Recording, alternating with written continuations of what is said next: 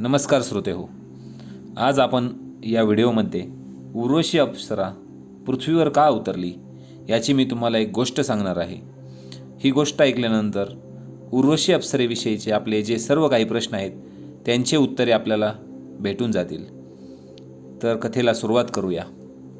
कुबेराच्या राजवाड्याचे नृत्यगायन संपले.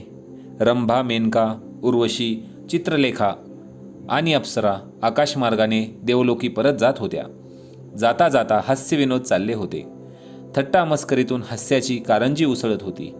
रस्ता कसा मागे पडत होता समजतही नव्हते. उर्वशी आणि चित्रलेखा या जीवाभावाच्या मैत्रिणी. एकीला आनंद झाला तर दुसरीचा चेहरा फुलून जायचा आणि एकीच्या हृदयी शल्य निर्माण झाले तर दुसरीच्या मुखावर त्याची सल जाणवायची. त्या दोघी नेहमी बरोबर असायच्या, एकमेकींच्या सावलीसारख्या. आजही त्या सर्वांच्या पुढे चालल्या होत्या. बाकीच्या अप्सरा हळूहळू येत होत्या. गप्पा रंगात आल्या असताना चित्रलेखा एकदम किंचाळली. साऱ्या घाबरल्या. भाव समाधीतून खडबडून जाग्या झाल्या. समोर पाहिले अन भीतीने त्यांचे शब्दच गोठून गेले. विस्फारलेल्या नजरेने त्या पाहतच राहिल्या. एक काळा कभिन्न राक्षस चित्रलेखेची आणि उर्वशीची वाट अडवून उभा होता. एखादा प्रचंड वटवृक्षासारखा. त्याने आपले दोन्ही हात पसरले होते, जणू विश्वाला कवळायला निघाला आहे. त्याचे पुढे आलेले मोठाले 2 दात तोंडाच्या काळ्या वर्णामुळे उठून दिसत होतेच, पण भयंकरही वाटत होते. दाट केस मोकळे सुटलेले, पोटऱ्यापर्यंत आलेले. ते प्रचंड धूळ पाहून मोठमोठ्या वीरांनाही धडकी भरावी. तेथे या कोमल अप्सरांची काय कथा. तो केशी राक्षस होता. त्याला पाहून त्या साऱ्या जणी थरथर कापू लागल्या. वाऱ्याने केळीचे पान थरथरावे तसेच. त्या घाबरलेल्या पाहून एखादा कडा कोसळावा तसा तो हसला. डोळ्याचे पाते लवते न लवते तोच त्याने एका खांद्यावर उर्वशीला टाकले आणि दुसऱ्या खांद्यावर चित्रलेखेला टाकले आणि आकाशमार्गाने वेगाने निघाला. क्षणार्धात दिसेनासा झाला. बाकीच्या अप्सरा आतापर्यंत अगदी चित्रासारख्या उभ्या होत्या. त्या भानावर आल्या. सारा प्रकार त्यांच्या लक्षात येताच त्या ओरडू लागल्या, आक्रोश करू लागल्या, धावा धावा, वाचवा. पण आकाशात त्यांचा तो केविलवाना आक्रोश कोण ऐकणार. त्या पुन्हा पुन्हा ओरडत होत्या, धावा हो धावा, देवांच्या बाजूचा कोणीच वीर नाही का. आम्ही संकटात आहोत, आम्हाला वाचवा. त्यांच्या ओरडण्याने आकाशमार्गात एकच गोंधळ उडाला. हे आर्तस्वर आकाशमार्गानेच आपल्या रथातून जाणाऱ्या राजा पुरुरव्याच्या कानांवर पडले. स्वर्गातील सूर्यपूजा आटपून तो पृथ्वीवर निघाला होता. क्षणभर त्याने तो आवाज ऐकला आणि सारथ्याला म्हणाला, तुला कसला आवाज नाही का रे येत. त्यानेही लक्षपूर्वक ऐकले. तो म्हणाला, महाराज, स्त्रियांचा आक्रोश असावा, संकटात सापडलेल्या असाव्यात. रथ तिकडेच वळव. राजाच्या आज्ञेनुसार थोड्याच वेळात रथ अप्सरांच्या जवळ आला. त्या भेदरलेल्या होत्या. मुखकमले कोमेजून गेली होती. तोंडातून शब्द उमटत नव्हता. राजाने धीर देत विचारले, घाबरू नका. आपणांवर कोणते संकट आलं आहे? काही मदत पाहिजे आहे का? राजाने विचारले तरी त्यांच्या तोंडून लगेच शब्द येईना. पुन्हा राजाने सांगितले, मुळीच घाबरू नका. धीर धरून नीट सांगा. मी तुमचे संकट निवारण करील. पण तुम्ही सांगितल्याशिवाय मला तुमचं संकट समजणार कसं? अप्सरा राजाला ओळखत होत्या. तो देवराज इंद्राचा मित्र होता. अनेकदा आपल्या पराक्रमाने त्याने इंद्राला विजय मिळवून दिलाच होता. त्यांना धीर आला. संकट निवारणाचा विश्वास वाटू लागला. मग त्यांनी केशीने उर्वशीला आणि चित्रलेखेला पळवून नेल्याची वार्ता पुरुरव्याला सांगितली. तो राक्षस ईशान्य दिशेकडे गेल्याचेही सांगितले. ते ऐकताच राजा रथारूढ झाला. त्याने राक्षसाच्या दिशेने रथ नेण्यास सांगितले आणि अप्सरांकडे पाहून तो म्हणाला, तुम्ही हेमकूट शिखरावर थांबा. मी तुमच्या मैत्रिणींना सोडवून आणतो. रथ धावू लागला, तो पण वाऱ्याच्या वेगाने. थोड्याच वेळात केशी राक्षस दिसू लागला. रथाचा वेग आणखी वाढला. तो बाणाच्या टप्प्यात येताच राजाने बाण सोडला. तो बाण सुसू करीत गेला आणि केशीच्या पाठीत घुसला. त्याने एका हाताने तो बाण काढून टाकला. तो चवताळला आणि आपला पाठलाग कोण करीत आहे हे पाहण्यासाठी मागे वळाला. त्याने निरखून पाहिले. पुरुरव्याचा सोमदत्त नावाचा रथ मेघांचा चुराडा करीत त्याच्याकडे अत्यंत वेगाने येत होता. हरिणाचे चिन्ह असलेला ध्वज त्या रथावर डौलाने फडकत होता. त्याने तो रथ ओळखला. तो मनातून हादरलाच. थांबण्यात अर्थ नव्हता. त्याने पुन्हा तोंड फिरवले आणि जेवढ्या वेगाने जाता येणे शक्य होते तेवढ्या वेगाने तो धावू लागला. ते पाहून सारथ्याने रथाचा वेग आणखी वाढवला. राजाचा बाण पुन्हा केशीच्या पाठीत घुसला. त्या वेदनेने त्याला थांबावे लागले. तो थांबला. उर्वशी आणि चित्रलेखेला त्याने खाली ठेवले. मागे फिरला. एव्हाना रथ अगदी जवळ आला होता. त्याने त्याच्याजवळ असणारी प्रचंड गदा पुरुरव्यावर भिरकावली. राजाने एकाच बाणाने ती छेदून टाकली. आता केशीही संतापला. दात ओठ खाऊन तो राजावर धावला. ते पाहून राजाने वायुअस्त्राने अभिमंत्रून एक बाण केशीवर टाकला. त्यामुळे वाऱ्याने जसा पालव पाचाळा दूर उडून जातो त्याप्रमाणे त्याच्या शरीराचे तुकडे तुकडे झाले. ते दूर जाऊन समुद्रात पडले. हे भयानक युद्ध पाहून उर्वशी तर बेशुद्धच पडली. भेदरलेल्या अवस्थेत चित्रलेखा तिच्याजवळ बसली होती. केशीला मारून पुरुरव्याने रथ त्यांच्यापाशी नेला. त्यांना रथात बसविले. रथ हेमकुटाच्या दिशेने दौडू लागला. चित्रलेखेने उर्वशीचे डोके आपल्या मांडीवर घेतले होते. ती अजूनही बेशुद्धच होती. थोड्या वेळाने तिच्या पापण्यांची हालचाल होऊ लागली. ती शुद्धीवर येत आहे असे पाहून चित्रलेखा तिच्या केसांवरून हात फिरवत म्हणाली, उर्वशी, सावध हो. अगं, केशी राक्षसाचा वध झाला. उठ, सावध हो ना. आपण कोठे आहोत हे क्षणभर तिला कळेनाच. पण चित्रलेखेच्या आवाजाने तिने आपले डोळे हळूहळू उघडले. त्याच वेळी राजाने तिच्याकडे पाहिले. त्याला वाटले जणू कमळ फुलच उमलत आहे. क्षीण आवाजात तिने चित्रलेखेला विचारले, सखे, आपण कोठे आहोत ग? तो आवाज राजाला चांदीच्या घंटानादासारखा मंजूळ वाटला. त्या नादाने राजाच्या मानस सरोवरात नाजूक तरंग उठले. एवढ्यात रथाच्या वेगाने उर्वशीचा स्पर्श त्याला झाला. त्याच्या अंगातून वीज खेळून गेली. तो शहारला. त्याने तिच्याकडे पाहिले. तिची दृष्टी खाली झुकली. तिने चित्रलेखेला विचारले, चित्रलेखे, आपली सुटका कोणी केली ग? इंद्र महाराज तर आले नव्हते ना? नाही. त्यांना ही वार्ता कळली असेल की नाही कोणास ठाऊक, पण इंद्रा इतक्याच पराक्रमी असलेल्या या पराक्रमी पुरुरवा महाराजांनी आपल्याला सोडवलं. आता काळजीचं काहीच कारण नाही. खरं ग बाई. तिची नजर पुन्हा राजाकडे गेली आणि अगदी हलक्या आवाजात ती म्हणाली, केशीने माझ्यावर उपकारच केला म्हणायचं. पण काय ग, आपल्या मैत्रिणी आता कोठे असतील? त्या काय करत असतील? इंद्र महाराजांना ही वार्ता त्यांनी सांगितली असेल का ग? अगं अगं उर्वशी, एकाच वेळेला किती प्रश्न विचारशील? सगळ्यांची एकाच वेळी उत्तरे देता येतील का? अन मला तरी काय ग माहीत? त्यापेक्षा तू या महाराजांनाच विचार ना, तुला काय विचारायचे ते. चल, वात्रटपणा करू नकोस. उर्वशीला राजाकडे पाहण्याचा धीर झाला नाही. एव्हाना रथ हेमकूट पर्वताच्या शिखरावर पोहोचला होता. रथ पाहताच रंभा, मेनका आणि बाकीच्या अप्सरा धावतच पुढे आल्या. उर्वशी, चित्रलेखा खाली उतरताच त्यांनी त्या दोघींनाही मिठी मारली. त्यांच्या डोळ्यातून अश्रू ओघळत होते. त्या प्रेमाश्रुत उर्वशी आणि चित्रलेखा न्हाऊन निघत होत्या. एका बाजूला उभे राहून पुरुरवा हे दृश्य अनिमिष नेत्रांनी न्याहाळत होता. भावना वेग ओसरल्यावर रंभा पुरुरव्याजवळ गेली. सद्गदित होऊन म्हणाली, महाराज, केवढे उपकार झाले आमच्यावर. कधीतरी ते आमच्या हातून फिटतील का? आमची मैत्रीण आम्हाला परत मिळाली. आपणही सुखरूप आहात. कसलीही इजा झालेली दिसत नाही. केवढी भाग्याची गोष्ट आहे. मेनकेनेही तिला साथ दिली. यात उपकार कसले? देवराज इंद्र माझा मित्र आहे. मी मित्रकार्य केले, पुरुरवा विनयाने म्हणाला. त्या नम्र विनयशील शब्दांबरोबर उर्वशीने राजाकडे पाहिले. तिचा चेहरा खुल्ला होता. महाराज, आपल्या पराक्रमाला साजेसाच आपला विनय आहे. विनय हे पराक्रमाचे भूषणच आहे. हे मित्रकार्य असलं तरी आपल्या पराक्रमामुळेच आमचं संकट निवारण झालं, हे नाकारून कसं चालेल? रंभा म्हणाली. कशाला त्याची चर्चा रंभे? आम्ही आमच्या शत्रूंना जिंकतो, तो खरं म्हणजे इंद्राचाच पराक्रम असतो.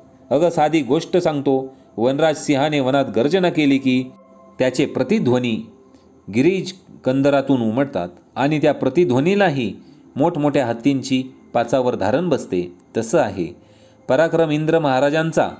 आम्ही त्यांचे प्रतिनिधी आहोत. बरं, आता मला जायला हरकत नाही ना? त्या वाक्याने उर्वशी एकदम भानावर आली. ही घडी कधी सरूच नाही असे तिला वाटत होते. राजाच्या पराक्रमावर, विनयशीलतेवर, चातुर्यावर आणि मदनालाही लाजवील अशा सौंदर्यावर उर्वशी लुब्ध झाली होती.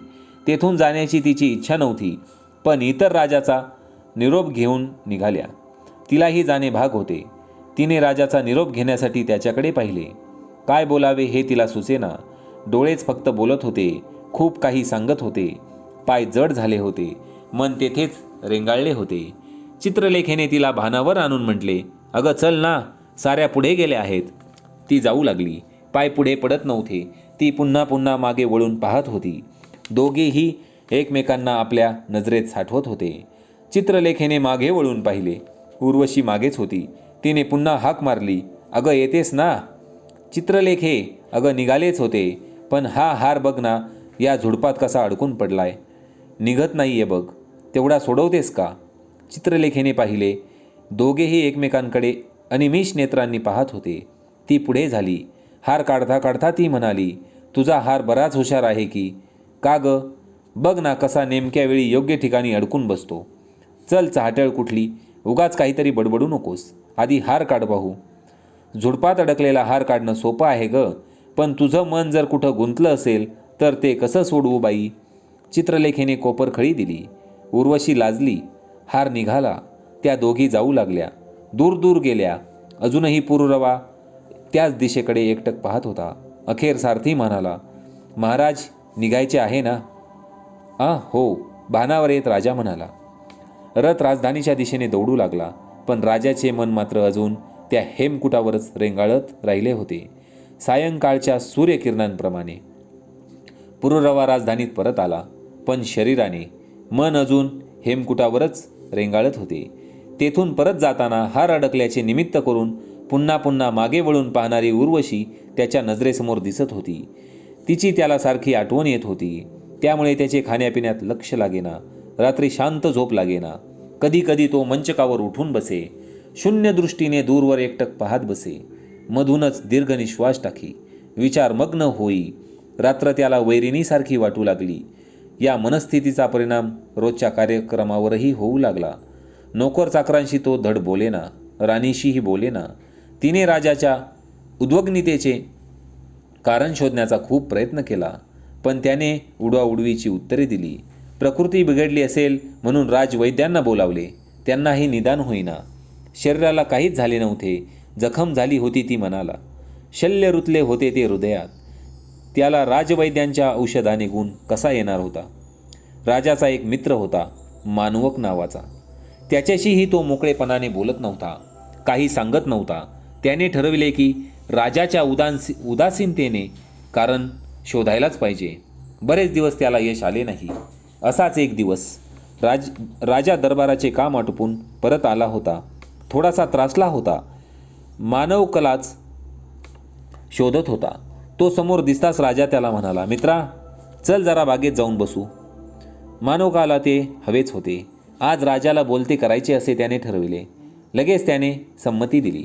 दोघेही बागेत आले. वसंताचा बहर पाना फुलांवर दिसत होता. वेली फुलल्या होत्या. भुंग्याचे थवे त्यांच्या भोवती गुंजारण करीतच होते. मंद वाऱ्याबरोबर फुले डोलत होती. वृक्षही फले भाराने वाकले होते. कोकिळ्याच्या पंचमाने वातावरण धुंद झाले होते. सगळीकडे प्रसन्नता भरून राहिली होती. दोघेही एका लता मंडपाजवळ आले. त्यात एक संगमरवरी आसन मांडले होते. त्यावर दोघेही बसले. क्षणादोन क्षणाच्या शांततेनंतर राजाने एक दीर्घ निश्वास टाकला. मानवक म्हणाला, मित्रा, अरे या बागेतलं प्रसन्न वातावरण पाहून माझं मन कसं आनंदानं भरून आलंय. पण तू असा खिन्न का? निश्वास का टाकतोस? उगीच काही दुःख स्वतःच भोगायचे असतात. म्हणजे तू दुःखी आहेस तर. पण काय रे, एवढं कसलं दुःख झालंय? अगदी मलाही न सांगता येण्यासारखं. आजपर्यंत तू साऱ्या गोष्टी मला सांगत आलास, आणि आताच असं काय घडलंय? अरे दुःख सांगितलं की हलकं होतं आणि मार्गही काढता येतो. तू काढशील मार्ग? दुःख सांगितल्याशिवाय मार्ग कसा काढू मी?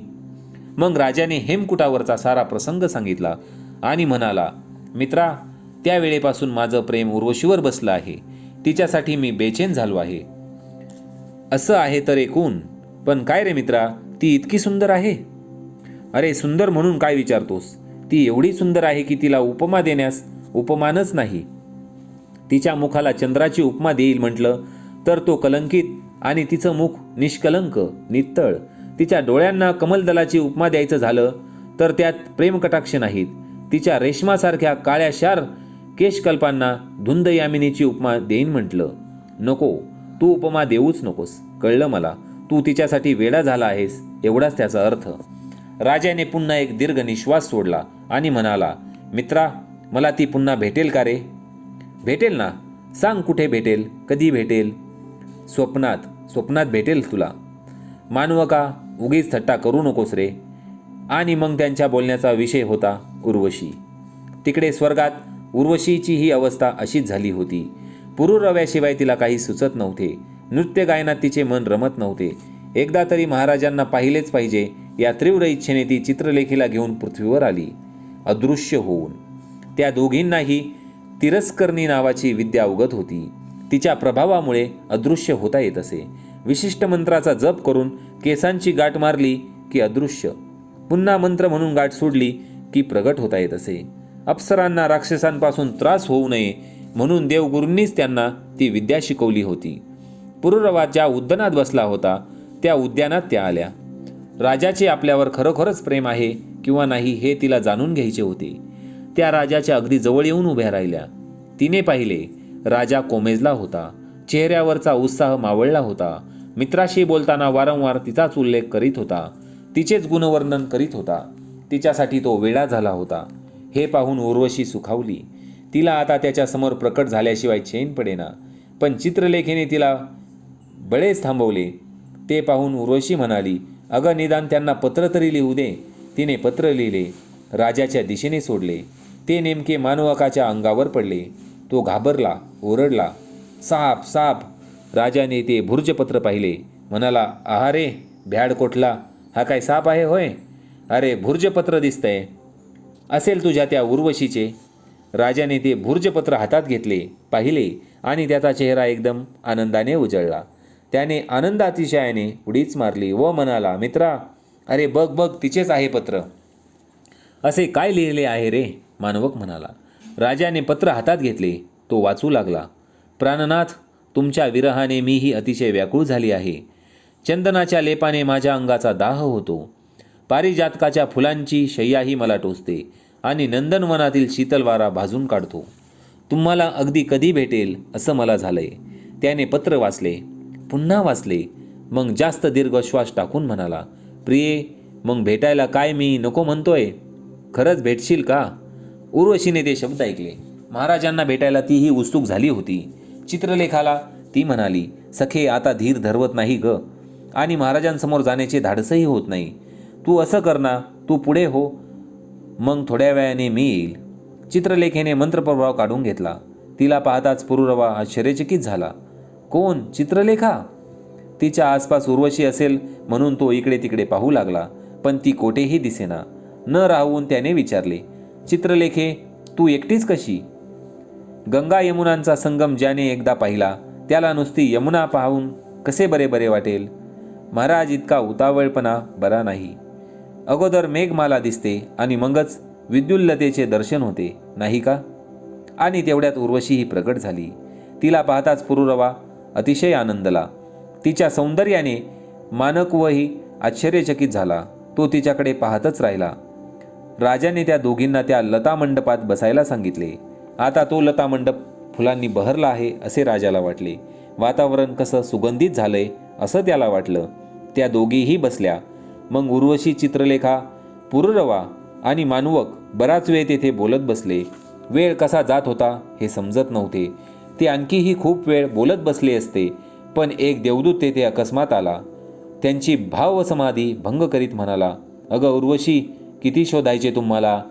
का रे बाबा, आमच्या वाचून तुझे काय अडले आहे? चित्रलेखेने नाराजीने विचारले. माझं नाही हो, पण भरतमुनींनी तुम्हाला ताबडतोब शोधून आणायला सांगितलं आहे. महाउत्सवाचं तुम्हाला काही कळलं नाही वाटतं. लवकरच महाउत्सव, एक नाटक सादर करायचे आहे, त्याची तयारी करायची आहे.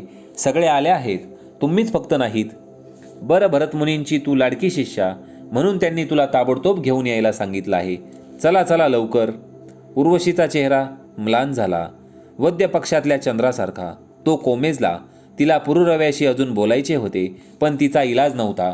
तिची ती अवस्था पाहून चित्रलेखा राजाला म्हणाली, महाराज, आम्ही परस्वाधीन आहोत. गुरुवर्यांचे निमंत्रण आम्हाला नाकारता येत नाही. आम्हाला परवानगी द्यावी. जशी तुमची इच्छा. मी तुमच्या कर्तव्याच्या आड येऊ इच्छित नाही. जा तुम्ही. जड अंतःकरणाने निरोप घेऊन उर्वशी चित्रलेखेसह देवलोकी गेली. राजा बराच वेळ त्यांच्या पाठमोऱ्या कृतीकडे बघत राहिला होता. बाहेर अंधार दाटत होता, पण राजाचे अंतःकरण मात्र उर्वशीच्या स्निग्ध प्रेमाच्या चांदण्याने उजळून गेले होते. त्या सुखद स्मृतींना जपतच राजा आणि मानवक राजवाड्याकडे परतत होते. उर्वशी आणि चित्रलेखा स्वर्गात परत आल्या. भरतमुनी त्यांचीच वाट पाहत होते. त्या आल्यावर त्यांनी दोघांनाही महोत्सवाची कल्पना दिली. उर्वशी त्यांची आवडती शिष्या, साहजिकच तिला नायिकेचे काम दिले. नाटकाचे नाव होते लक्ष्मी स्वयंवर. स्वतः सरस्वतीने नाटक लिहिले होते. लक्ष्मीची भूमिका उर्वशीकडे तर सखी वारुणीची भूमिका मेनका करणार होती.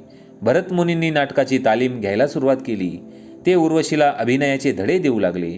महाउत्सवाचे वेळी स्वतः इंद्र व सर्व लोकपाल मुद्दाम नाटक पाहायला येणार होते, म्हणून भरतमुनींची मोठी धांदल उडून गेली होती. नाट्यप्रयोगात बारीक सारीक देखील चूक राहू नये म्हणून ते कसोशीने प्रयत्न करीत होते. उर्वशीची भूमिका अत्यंत चांगली होईल असे सर्वांनाच वाटत होते, खुद्द भरतमुनींनाही. नाटकाचा दिवस उजाडला. प्रयोगाच्या आधीच प्रेक्षकगृह अगदी तुडुंब भरले होते. प्रेक्षकात इंद्र स्वतः आदिस्थानी होते. देवगुरु बृहस्पती होते. सर्व लोकपाल होते. तिसरी घंटा झाली. पडदा वर गेला. नाटक सुरू झाले आणि पहिल्यापासूनच रंगू लागले. उर्वशीच्या कामावर सगळेच जण प्रसन्न होते. सर्वजण नाटकात तल्लीन झाले. नाटकाच्या ओघात स्वयंवराचा प्रवेश सुरू झाला. स्वयंवरासाठी अनेक देव, गंधर्व, राजे जमले होते. लग्न मंडप शृंगारला होता. लक्ष्मी कोणाला वरणार याबद्दल चर्चा चालू होती. एवढ्यात लक्ष्मी वरमाला घेऊन रंगमंचावर आली. तिचा प्रवेश, तिने सर्वांवर टाकलेली नजर, हातातील थरथरणारी वळमारा, अनामिक भीती अशा अभिनयाच्या कितीतरी छटा तिने उत्तम रंगविल्या. तिच्या सखीने वारुणीने तिला विचारले, सखे, येथे देव, गंधर्व, राजे, महाराजे सारे स्वयंवरासाठी जमले आहेत. तुझे मन कोणावर बसले आहे? हे ऐकताच उर्वशी एका वेगळ्याच भावविश्वात रंगून गेली. ती कमालीची अस्वस्थ झाली. तिच्या डोळ्यांसमोर पुरुरव्याची मूर्ती तरळू लागली. क्षणभर तिला वाटले आपण पुरुरव्यालाच वरमाला घालतो आहे आणि पुरुषोत्तमावर असे उत्तर देण्याऐवजी ती चुकून बोलली पुरुरव्यावर. प्रेक्षकांच्या कानावर ते वाक्य आले आणि एकच हशा उसळला. लगेचच टाळ्यांचा कडकडाट, एकच आरडाओरडा, गोंधळ उडाला. प्रयत्न करूनही प्रेक्षक शांत होईनात. शेवटी नाईलाज झाला. पडदा टाकून नाटक बंद करावे लागले. उर्वशीने चुकून उच्चारलेल्या एका शब्दामुळे नाटक बंद करावे लागले. त्यामुळे भरतमुनींचा संताप अगदी अनावर झाला. उर्वशी त्यांची आवडती शिष्या, पण आजची चूक एवढी भयंकर होती की ते तिला क्षमा करू शकले नाहीत. तिच्या एका चुकीमुळे त्यांच्या अपरिमित परिश्रमांवर पाणी पडले होते. त्यामुळे ती समोर दिसताच ते संतापाने थरथर कापू लागले. हे पाहून उर्वशी त्यांच्या पायांवर पडली, अश्रू ढाळू लागली, सद्गदित आवाजात क्षमा मागू लागली. गुरुदेव, क्षमा करावी. अक्षम्य अपराध घडला, पण आपण उदार मनाचे आहात. क्षमा. उर्वशी, तुला क्षमा मागताना शरम नाही वाटत? तू आवडती शिष्या म्हणून मुद्दाम तुला नायिकेचे काम दिले आणि तूच एवढी मोठी चूक करावीस?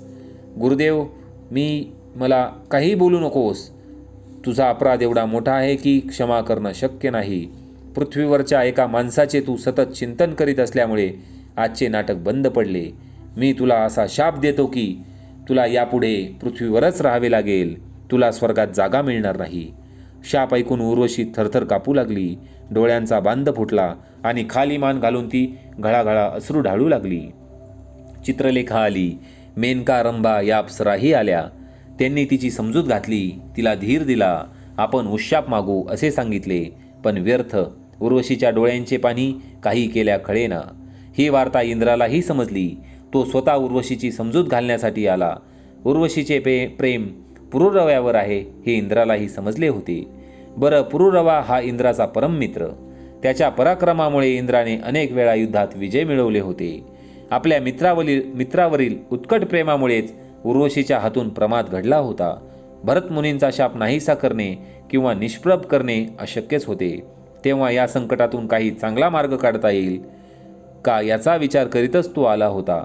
काही वेळा संकटेही वरदानाचे रूप घेऊन येतात. इंद्राने चुटकी वाजवली. तो उर्वशीकडे गेला. पित्याच्या वात्सल्याने तो तिची समजूत घालू लागला. पण मायेचे माणूस जवळ आले, सांत्वन करून लागले की दुःख जास्त झरू लागतं. तिचा दुःखावेग वाढला. इंद्र तिच्या पाठीवर हळुवारपणे हात फिरवीत म्हणाला, वेडे, डोळे पूस बघू, तुला अगदीच कसं काही समजत नाही. अगं भरतमुनी तुझे गुरुजी, तू त्यांची आवडती शिष्या. गुरु कितीही रागावले तरी आपल्या आवडत्या शिष्याला शाप देतील का? त्यांनी तुला शाप दिला नाही, वरदानच दिले आहे. हे ऐकताच तिच्या सख्या इंद्राकडे आश्चर्याने पाहू लागल्या. त्यांना इंद्राच्या बोलण्याचा रोग ध्यानात येईना. त्या बुचकाळ्यात पडल्या. उर्वशी मात्र खाली मान घालून बसली होती. ती वर पाहायलाही तयार नव्हती. इंद्र पुढे म्हणाला, हे बघ, भरतमुनींच्या शापामुळे तुला पृथ्वीवर राहावे लागेल ना? अगं मग तो वरच नाही का? हे बघ, मी तुला आशीर्वाद देतो की तू पृथ्वीवर गेल्यावर तुझा विवाह पुरुरव्याशी होईल. तू त्याची पत्नी म्हणून पृथ्वीवर राहशील. मात्र तुला मुलगा झाला आणि त्या मुलाचे मुखावलोकन पुरुरव्याने केले की तुला स्वर्गात यावे लागेल. मग तर झालं. उर्वशीने मुख वर केले. ती खुदकन हसली. तिचा चेहरा एकदम आरक्त झाला. तिच्या डोळ्यात हास्याची फुले उमलली. शापाचा वर झाला होता आणि विषाचे अमृत झाले होते. उर्वशी आणि चित्रलेखा पृथ्वीवर यायला निघाल्या. उर्वशीने वधूला साजेसे निळे वस्त्र परिधान केले. त्यात ती उठून दिसू लागली, जणू काही विजेचे फुलच. निळ्या आकाशात चमकणारी वीज आणि तिच्या मुखावर उमललेला प्रभात काळाचा रक्तिमा त्या वस्त्राला शोभून दिसतील असे हिरा माणक्यांचे मोत्यांचे दागिने तिने घातले होते. तिरस्किरिणी विद्येच्या योगाने दोघीही अदृश्य झाल्या आणि पृथ्वीवर आल्या. पुरुरवा आपल्या मित्राला मानवकला घेऊन राजवाड्याच्या सौधावर बसला होता. दोघेजण गप्पा मारत होते. चांदण्याने तो भाग उजळून निघाला होता. मंद वारा सुटला होता. अशा धुंद वातावरणात राजाचं मन उर्वशीच्या स्मृतींनी भरून गेलं होतं. तिच्या संबंधीच तो मानवकाशी बोलत होता. त्या सुखद स्मृतीनेच मनाचे समाधान करून घेत होता. उर्वशी आणि चित्रलेखा त्या सौध्यावर आल्या. राजा आपल्याच आठवणींनी विव्हल झाला आहे हे पाहून उर्वशी सुखावली. तिने स्वतःकडे पाहिले. आपले वस्त्र दागिने व्यवस्थित केले आणि ती चित्रलेखेला म्हणाली, हा निळा वेश मला बरा दिसतो आहे ना ग? आणि हे अलंकार?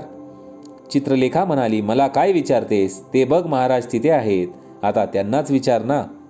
उर्वशी म्हणाली, चल चावट कुठली, पण आता पुढे काय करायचं ग? आह ग वेडाबाई, अगं महाराजांच्या पुढे जा की. तू पुढे हो, मी तुझ्या पाठोपाठ आलेच. उर्वशी म्हणाली, मला बाई भीती वाटते.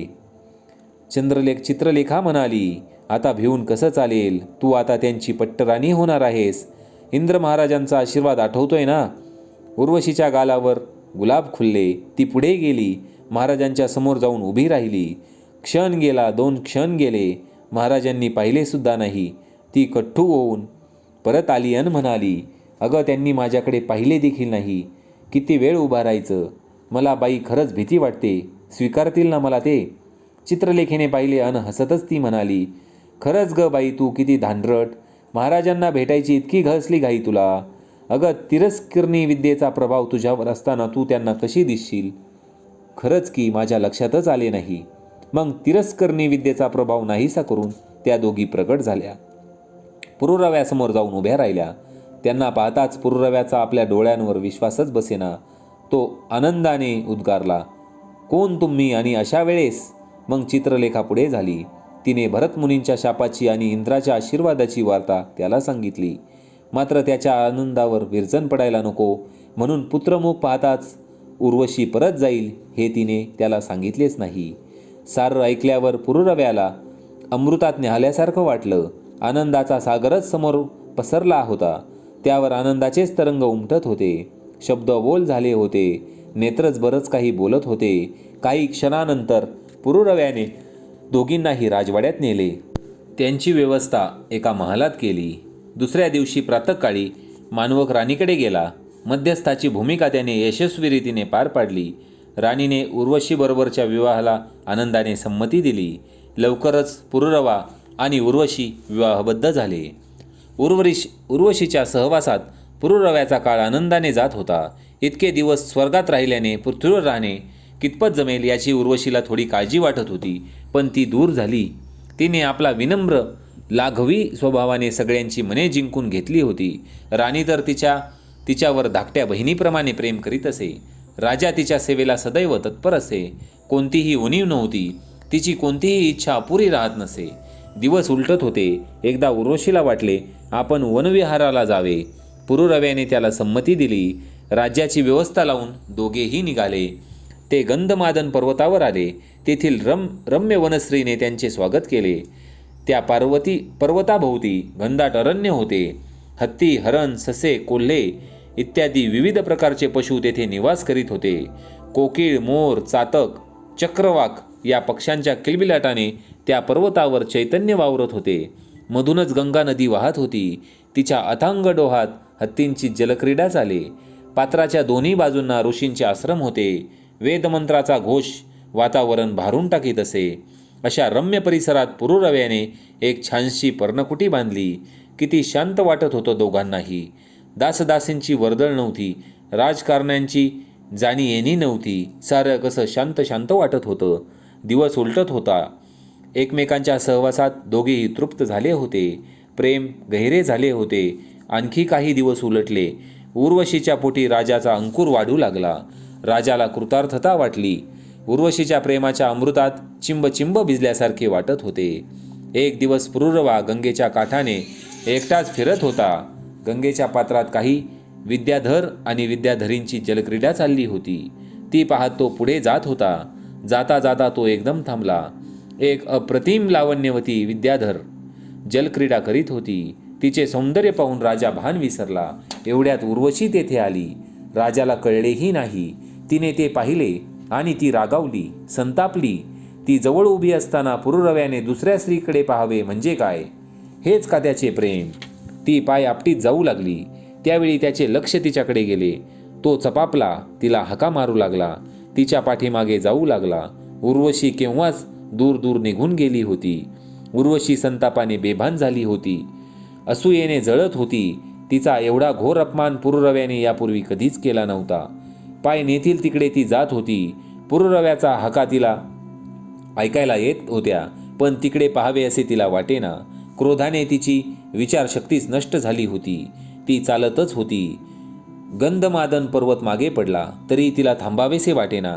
तिने एका वनात प्रवेश केला आणि तिने फार मोठी चूक केली. ते वन कार्तिक स्वामींचे होते. त्यांचं नाव अकलुषवन. कार्तिक स्वामी म्हणजे कडकडीत ब्रह्मचारी, स्त्रियांचा वाराही न पडू देणारा. या वनात स्त्रियांना पाय ठेवायलाही बंदी होती आणि कोणी तसा प्रयत्न केला तर तिचं रूपांतर व्हायचं एका वेलीत. पुन्हा तिला स्त्रीरूप मिळणे कठीण. एक उपाय होता. पार्वतीच्या चरणाला लागलेल्या लेपापासून संगमनीय नावाचा एक लालभडक मणी तयार झाला होता. त्या मण्याचा स्पर्श किंवा सहवास जर वेलीला लाभला तर तिला पूर्वरूप मिळत असे. पण हे अति कठीण होते. आपण या वनात प्रवेश करीत आहोत हे रागाने बेभान झालेल्या उर्वशीच्या लक्षातही आले नाही. त्या वनात प्रवेश करताच तिला चक्कर आल्यासारखे झाले. डोळ्यांपुढे अंधारी आली. हातपाय थरथरू लागले आणि काही समजण्याच्या आतच तिचे रूपांतर वेलीत झाले. इतर अनेक वेली होत्या, त्यातील ती एक वेल बनली. कोणाला ही उर्वशी आहे हे ओळखता न येण्यासारखी. उर्वशी निघून गेल्यावर पुरुरवा स्वतःवर चिडला, संतापला. त्यावेळी फार उशीर झाला होता. तो तिच्या मागोमाग गेला. काही वेळ धावत गेला, पण जंगलाचा रस्ता वळणही होती. उर्वशी दिसेनाशी झाली. त्याचा इलाज खुंटला. तरी तो रानावनात तिचा शोध घेऊ लागला. तो जोरजोरात हाका मारू लागला. प्रतिसाद आलाच नाही. रानामागून राने त्याने तुडवली. काट्याकुट्यांनी अंग रक्ताळले. अंगातून रक्त ठिंबक पडू लागले. फांद्यांना अडकून कपडे फाटले, पण त्याला कशाचीही शुद्ध नव्हती. तहान लागली नाही, भूक लागली नाही. तो सारखा हाका मारीत हिंडत होता. तोंडाला कोरड पडली. शेवटी तोंडातून आवाजही उमटेना. तो वेडा पिसा झाला. जसा जसा वेळ जाऊ लागला तसा तसा तो निराश होऊ लागला. संध्याकाळ झाली. रात्रीने आपल्या काळोखात चराचराला वेढून घेतले. अजूनही उर्वशी सापडली नव्हती. त्याचा धीर पार खचला होता. सकाळ झाली. पुरुरव्याने उर्वशीचा शोध पुन्हा सुरू केला. दिवस मावळला. उर्वशी सापडली नाही. तिसरा दिवस गेला. चौथा दिवस उलटला आणि मग दिवस रात्रीचे चक्र फिरू लागले, पण उर्वशीचा शोध लागेना. पुरुरवा तिच्या आठवणीने झुरू लागला. दिसेल त्याला विचारू लागला, माझी उर्वशी कोठे पाहिलीत का हो? माझी उर्वशी कोठे दिसली का? लोक गप्प बसत. तो पुढे जात असत. तिच्याशिवाय दिवस कंठणे त्याला अशक्य होऊ लागले. बरं, तिच्याशिवाय राजधानीला परत तरी कसं जाणार? तो दिवसेंदिवस उदास भकास दिसू लागला. त्याला काहीच रुचेना. तो भ्रमिष्ठासारखे करू लागला. सारखा उर्वशीचा जप करू लागला. तिच्या शोधातच रानोमाळ भटकत होता आणि ती मात्र कुठेच दिसत नव्हती. फिरता फिरता त्याने गंधमादन पर्वत ओलांडला. समोर दूरवर पाहतो तो राक्षसांची सेना. तो धावत गेला. मग त्याच्या लक्षात आलं ते काळेक भिन्न मेघ होते. त्यांच्या धारा त्याला बाणवर्षावासारख्या वाटू लागल्या. तो हताश झाला. पुढे जाऊ लागला. कर्दनीचा एक ताटवा पुल्ला होता. पाकळ्यांवर पावसाचे पाणी साठले होते. कितीतरी वेळ तो त्याच्याकडे पाहत होता. उर्वशीच्या विशाल अश्रुपूर्ण नेत्रांची आठवण होऊन तो व्याकुळ झाला होता. एक दीर्घ निश्वास टाकून तो पुढे निघाला.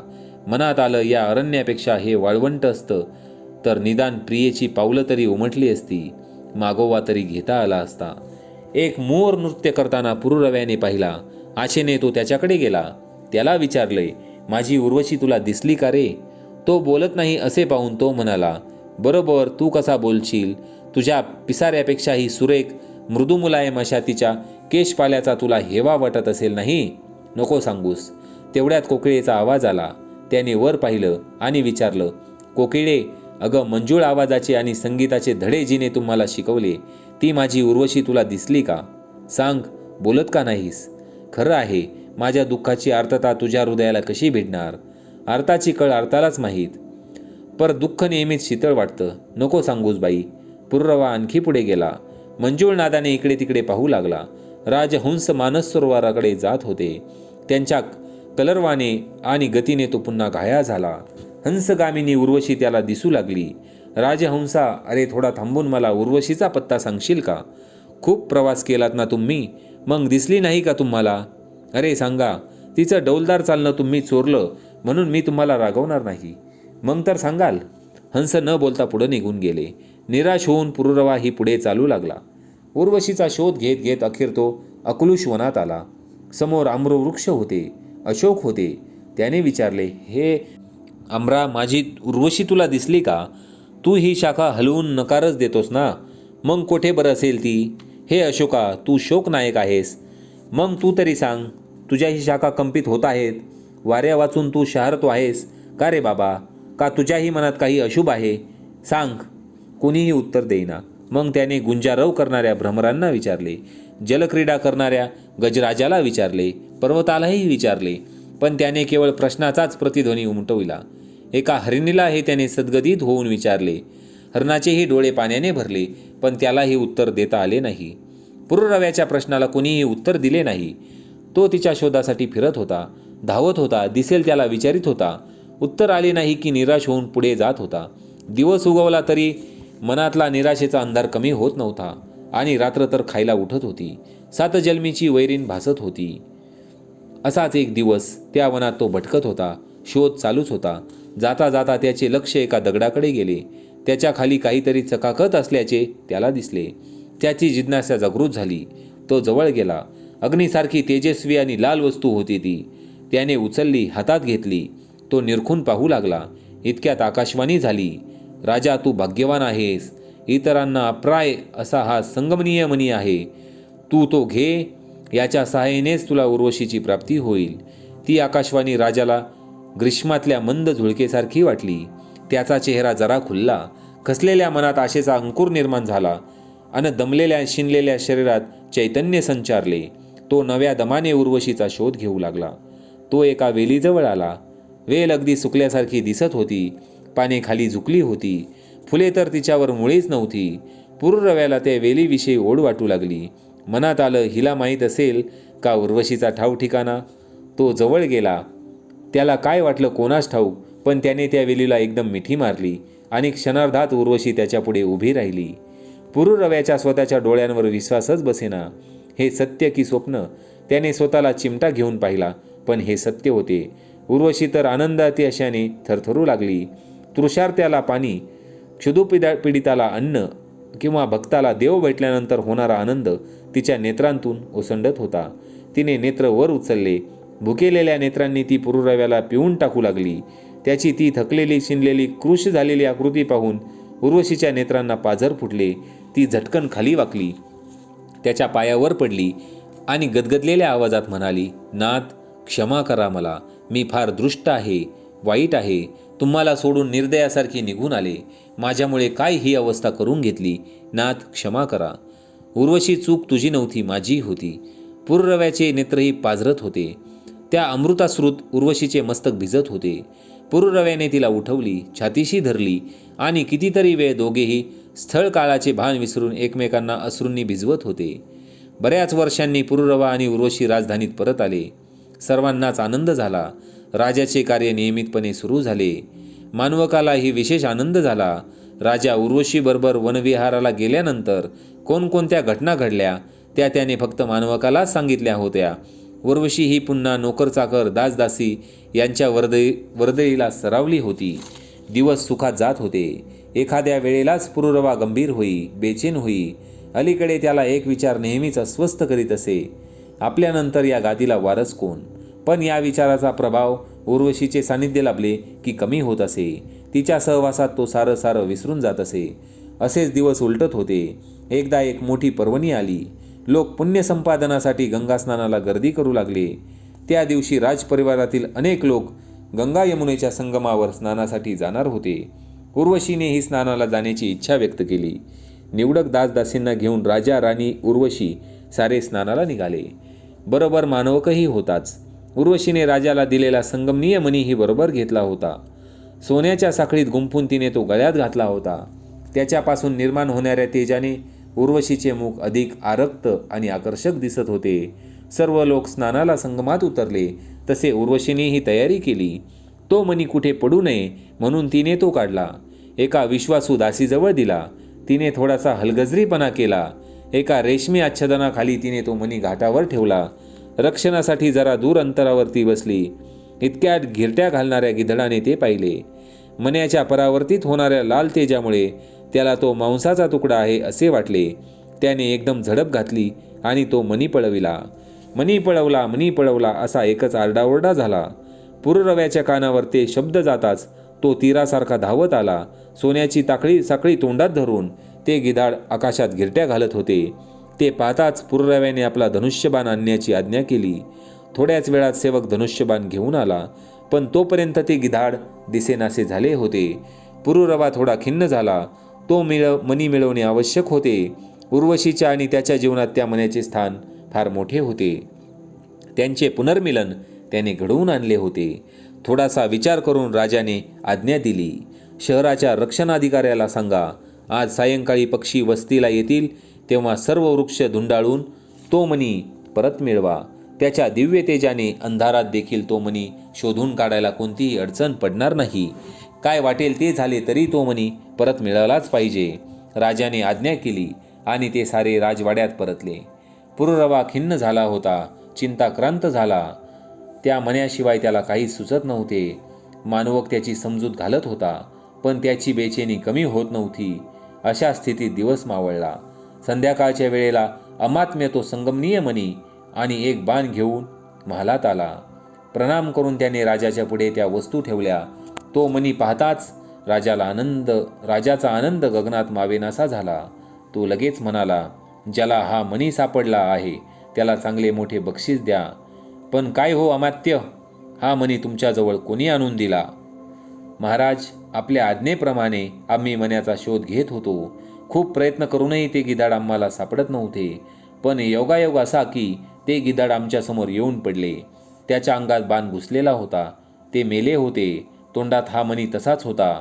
बाण मारणाऱ्याचा आम्ही शोध केला, पण तो सापडला नाही. तो बाण मात्र आम्ही आणला आहे. राजाने त्या मण्याची योग्य ती व्यवस्था केली. पुन्हा मणी हरवणार नाही याची योग्य ती दक्षता घेतली. तो बाण हाती घेऊन बारकाईने न्याहाळला. त्यावर काही अक्षरे लिहिली होती. ती त्याने वाचली, पुन्हा वाचली. तो आश्चर्यचकित झाला आणि विचारात बुडून गेला. बराच वेळ त्या बाणाकडे तो एकटक पाहत होता. तो पाहून जवळ बसलेला मानवक म्हणाला, कोणाचा बाण आहे रे? एवढ्या विचारात का पडला आहेस? पुरुरव्याने तो बाण मानवकाच्या हाती दिला. त्याने ती अक्षरे वाचली. त्यावर लिहिले होते, पुरुरवा व उर्वशी यांचा पुत्र कुमारायू यांचा हा बाण. म्हणजे तुला मुलगा आहे आणि हे तू मला कधीच कसे सांगितले नाहीस? मानवका, मी त्याचाच विचार करीत आहे. मुलगा झाल्याचे तिने मला का सांगू नये? उर्वशीने ती वार्ता माझ्यापासून का दडवली? दोघेही विचार करीत असतानाच द्वारपालाने वर्दी दिली. महाराज, कुणी एक तपस्विनी एका मुलाला घेऊन आली आहे. ती आपल्याला भेटू इच्छिते. तिला ताबडतोब घेऊन ये. महाराज म्हणाले. तपस्विनी मुलाला घेऊन आत आली. पुररव्याने तिला नमस्कार केला. त्या कुमाराकडे पाहिले. दोघांच्याही चेहऱ्यात कमालीचे साम्य होते. मानवक तर दोघांच्याकडे पाहतच राहिला.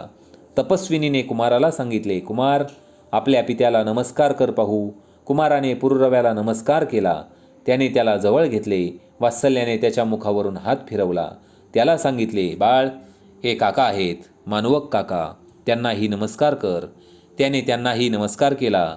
नंतर तपस्विनी सांगू लागली, महाराज, माझ्या येण्याने आपल्याला आश्चर्य वाटणं स्वाभाविक आहे आणि या कुमाराला पाहून त्यातून तो तुमचा मुलगा आहे हे ऐकून तर त्या आश्चर्यात भरच पडली असणार. पण महाराज, आम्ही तपस्वी, सत्य तेच सांगणार. सत्य हाच आमचा धर्म आहे. आपल्याला फार वेळ या गोंधळात ठेवत नाही. महाराज, उर्वशी ही माझी जीवाभावाची मैत्रीण. माझं नाव सत्यवती. मी च्यवन ऋषींच्या आश्रमात राहते. योग अध्ययन तप करण्यात माझा दिवस निघून जातो. एके दिवशी उर्वशी आमच्या आश्रमात आली. ती गरोदर होती. तिने सारी हकीकत मला सांगितली. ती आमच्याच आश्रमात प्रसूत झाली. तेथून जाताना कुमाराला माझ्या हाती सोपवून गेली. च्यवन ऋषींनाही या सर्व गोष्टी माहीत आहेत. त्यांनी या मुलावर सुसंस्कार केले आहेत. त्याला धनुर्विद्येत पारंगत केले आहे. कुमार हुशार आहे, सर्वांचा आवडता आहे. परंतु आज त्याने आश्रमाचा नियम मोडला. त्यामुळे च्यवन ऋषी त्याच्यावर रागावले. त्यांनी मला सांगितले, या मुलाला आजच्या आज त्याच्या आईवडिलांकडे पोहोचते कर. काय केले त्याने? शंकित स्वरात पुररवा म्हणाला, अहो, आश्रमाच्या परिसरात कोणीही कसलीही हत्या करायची नाही असा ऋषींचा दंडक आहे. त्याने आज हा नियम मोडला. एक गिधाड मांसाचा तुकडा घेऊन आकाशात घिरट्या घालीत होते. याने ते पाहिले आणि बाण मारून त्याचा वध केला. असं हा नियम मोडला तर याने. पुररव्याचा चेहरा आनंदाने उजळला होता. स्मिताची रेषा त्याच्या मुखावर खुलून दिसत होती. तो पुढे म्हणाला, त्याने आश्रमाचा नियम मोडला, पण त्याने आमचा मात्र खूप फायदा झाला आहे. तो कसा काय? पुररवा काही बोलायला सुरुवात करणार तोच उर्वशी तेथे आली. त्या दोघांना तेथे पाहताच ती आश्चर्यचकित झाली. अगं सत्यवती, तू आणि कुमार आयूलाही घेऊन आलीस? उर्वशीचा कातर स्वर सर्वांनाच जाणवला. कोणती तरी तीव्र वेदना तिच्या अंतरात दडलेली आहे हे राजालाही समजले. सत्यवतीने सर्व प्रकार सांगितला. माझा बाळ तो असे म्हणत तिने त्याला हृदयाशी धरले. तिच्या नेत्रांतून अश्रू झरू लागले. ते आनंदाश्रू होते की दुःखाश्रू का दोन्ही? थोड्या वेळाने सत्यवती निघून गेली. पुररव्याने अधीरतेने उर्वशीला विचारले, उर्वशी, अगं, आपल्याला पुत्र झाल्याची एवढी आनंदाची वार्ता तू मला का नाही सांगितलीस? नाथ, मला क्षमा करा. इंद्र महाराजांच्या आज्ञेने मला आपल्यापासून हे दडवून ठेवावे लागले. महाराज म्हणाले, म्हणजे कसली आज्ञा? उर्वशी म्हणाली, महाराज, मी पृथ्वीवर आले त्यावेळी इंद्र महाराजांनी मला सांगितले होते की तुम्हा दोघांना पुत्र होईल. त्या पुत्राचे मुखावलोकन राजाने केले की तू स्वर्गात परत आले पाहिजे. आपल्याला सोडून जाण्याचा विचारही मला सहन होत नव्हता, म्हणून मी हे असे केले. आता आपण आपल्या पुत्राला पाहिले आहे.